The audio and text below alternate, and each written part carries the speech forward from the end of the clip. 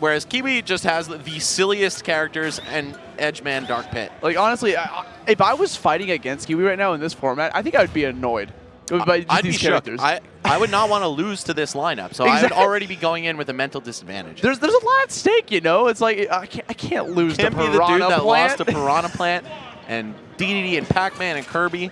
Like, pretty much all of these characters slotted to be low tier other than Pac-Man and arguably DDD. Right. People don't exactly have the highest hopes for any of these characters. And Kiwi silencing the doubters, saying, you know what, I'm going to make it to top 8 with not only one wacky character. Of course, she does very well with Pac-Man in her home region in Connecticut. But now it's just all these, just what are these matchups? You know, Yeah, how honestly, could you know them? Kirby versus Zelda is a matchup I can't say I've ever seen in my life. In any iteration of the game, right? Yeah, exactly. And the thing is, and whenever you're playing as Kirby, the thing is, Samsora is busting out nothing but humanoid characters. So Kirby's really good at being able to duck underneath those grabs against tall characters like that. Yes, so it's something that gives her a little bit of an advantage. These tall, very frequently blonde ladies that mark Samsora's character lineup. Yeah, honestly. Really his trademark thing. But Zelda, I'd say, probably the strangest among them. I mean, Bayo in this game, kind of a rogue pick too. And we're just seeing both of them look like they're figuring each other out here, right? It's the first stock, obviously. I would be very surprised if these players have ever met in bracket or even in friendlies. Yeah, they're definitely starting off extremely slow, trying to figure out what everyone's game plan is going to be. Kiwi does have a little bit of pressure here. You see him she's trying to space out these back airs little by little against the shield as well before Samsora tries to bring it right back in. Before he was just running back and forth again and again, trying to get that forward smash on the pivot, but now finally taking that first stock, going to fight off against King DDD. Now this character is a little wacky, like we've seen in previous iterations. A lot of his game plan comes down to just trying to play around the Gordos if he ever tries to like build, make a little bit of a space between him and his opponent. Yeah, if he gets you in a ledge trap, it could be really bad, really fast. But Zelda, of course, with projectiles and an assist of her own, she's got a reflector. So it looks like she's pretty well outfitted to deal with DDD. Yeah, even Phantom. Oh, hold up. Okay. Wait, Phantom Knight hit that Gordo, right? Yeah. All right, so I think Gordo just clean beats that, and Samsora getting stuck under the stage. So difficult to come back with teleport characters, but especially Zelda, who can just get bounced off the vertices of the stage at all these weird angles.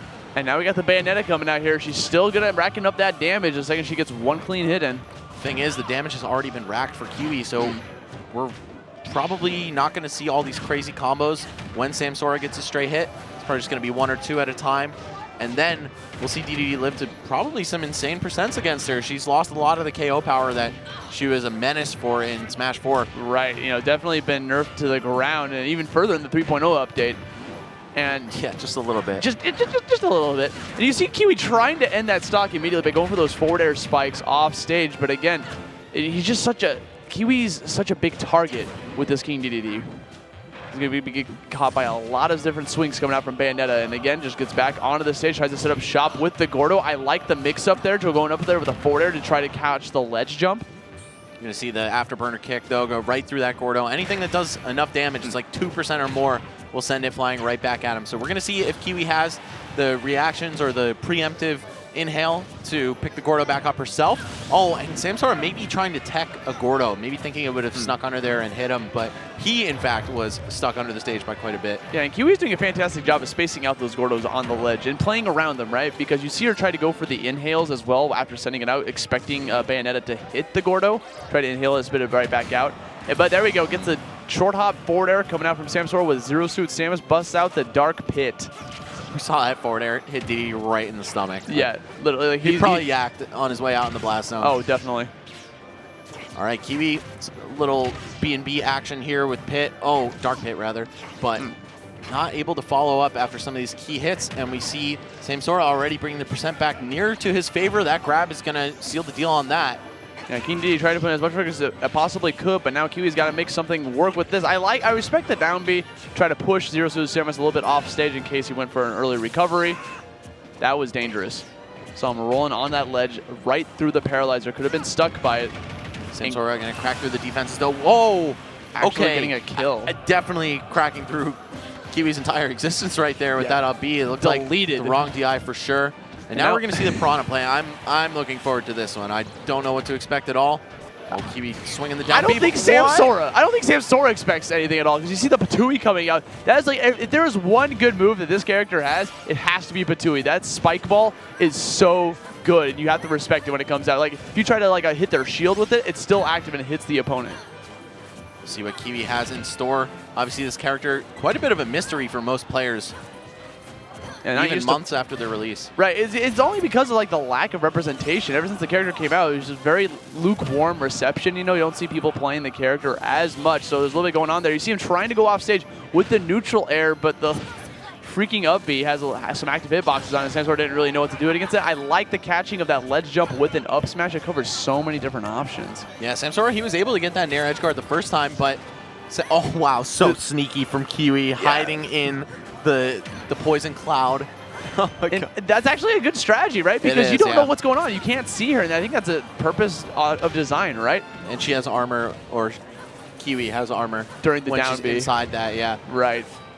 Pretty grimy strat, man. Yeah. I'm not gonna lie. I like it. Okay, we're still living. Piranha Plant's a little heavier. Still at 163%. He has to avoid that nair, but Samsora's gonna find his mark and bust out the main character of the day, Pac-Man. All right, this is her last stand here in game one. Let's see what she's got. Samsora opening up strong with these neutral airs. Can't get the fair afterward, but still very respectable damage. Oh, that was so sneaky. The bell through the stage. Yeah, that looked like a Belmont axe just creeping through. And anything, it gave Kiwi some breathing room to get back onto the stage. Oh, that actually ate the power pellet. Samsora betting it all to make sure to catch that, and it takes away game number one. You saw the neutral air. What Pac-Man does is he spawns a power pellet, be able to eat that and try to go back up to the ledge, but Samsora just came down, neutral aired the pellet, and kind of just destroyed her recovery, which is why she just fell to her death. I'm not sure what happened after that, though. Yeah. Because it looked like she tried to side B again. I don't think Samsora intercepted it. Maybe he did, though. That's definitely something we're going to have to check the tapes on. Yeah, but she still lost the stock, even though it looked like she was in recovery distance. A side B into up B would have gotten her back. But something happened there, and I don't think it was an SD, so maybe Samsora did just interrupt another side B and stop her short. But either way, Samsora really turning up after the midpoint of that game, right? Beginning, it's pretty even, pretty back and forth. When we saw the Gordo break through the Phantom Knight, I was like, what?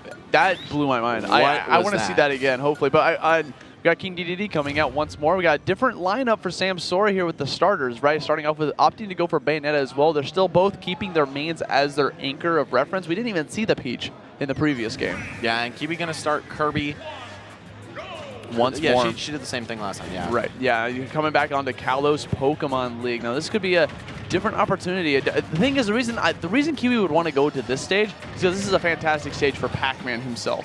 Right, because of those platforms, allows him to be able to camp with the hydrant on the platforms and try to force his opponent to like come up before he sets up too much of a shop. So I understand the stage pick. Okay, up B at his shield. I mean, it's a really good option in case your opponent wants to like get on top of you, which is what Kiwi's trying to do here. You see all this pressure coming out from her. Yeah, if you touch Bayo's shield with an aerial, man, you better hope you're spaced outside of that witch twist because she can get her combos going right off of that. Nothing devastating in terms of the true combos that we've seen from Samsora so far. Kirby being a bit weird in terms of his physics for combos, but we still see him able to get some degree of follow-ups. Now we got the Witch Time coming out. Didn't get too much off of it, though, but still living the dream, 113%. At this point, Kiwi's trying to get these down airs, right, because it's going to lead into some forward smash action out here. Get that confirmed. Now, at this point, probably going to be going for some back airs as well. Trying to put these back airs on Kiwi's shield, but Kirby sitting so low to the ground. It's very difficult with these characters to not swing over his head. I like that bat within, right? He's saying just goes right through the up B. Now we're still, Kiwi's off stage, using up all of her resources to get back onto the stage. I don't know, has to use the air dodge. It's a lot of coverage coming up from Samsora. Not going to let Kirby get back to the stage. The second she got knocked out with none of her jumps, I think it was just over at that point.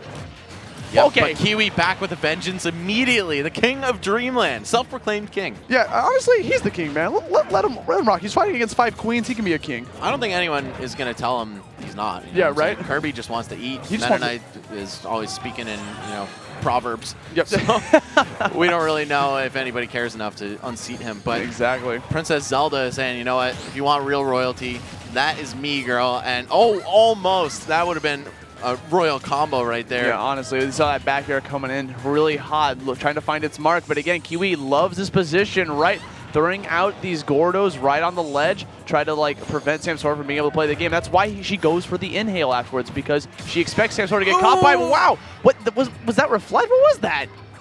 I missed it. No, she just threw the Gordo at Samsora. Oh, okay, yeah. And he didn't die, yeah.